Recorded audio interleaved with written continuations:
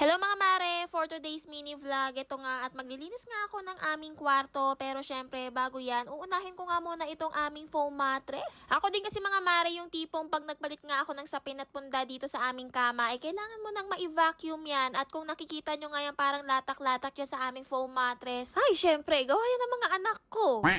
Kaya kung nakaka-relate kayo sa akin, mare, bakit hindi nyo try maglagay nitong waterproof foam mattress cover? At in-order ko nga lang naman siya dito online. Syempre, kahit mini vlog ay kailangan mambudol tayo. Pero mga Maria, sinasabi ko sa inyo, sobrang sulit. Kasi tingnan nyo naman, hindi siya nabasa. At kung nakikita ninyo, sinubukan kong nabasa. Ganyan yung itsura niya pag nabasa. Pero nung binasa ko nga itong mismong waterproof mattress cover, ayan, nandyan lang yung tubig. Gumagalaw-galaw, sumasayaw-sayaw, ganun. Tapos nilagyan ko na rin itong bedsheet namin. At tingnan nyo naman, sobrang cute. Babaeng-babae yarn. Tapos, syempre, nilagay ko na nga rin itong mga unan namin na napakadami. Akala mo naman sobrang dami namin. 4 lang naman kami natutulog dito sa kamang to.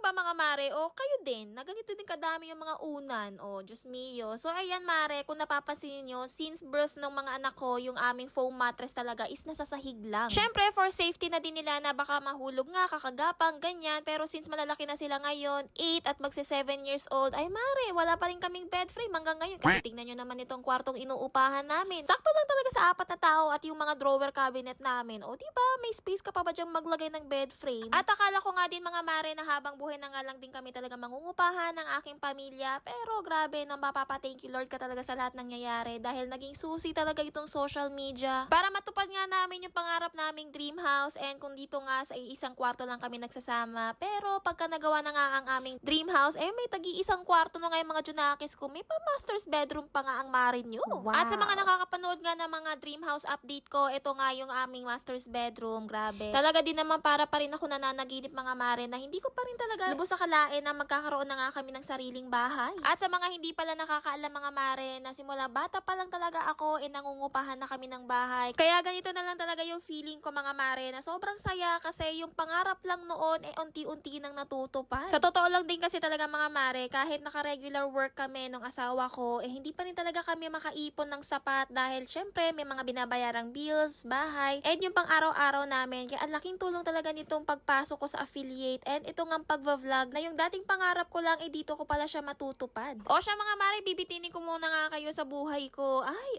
next vlog na lang tayo magkita-kita. Bye!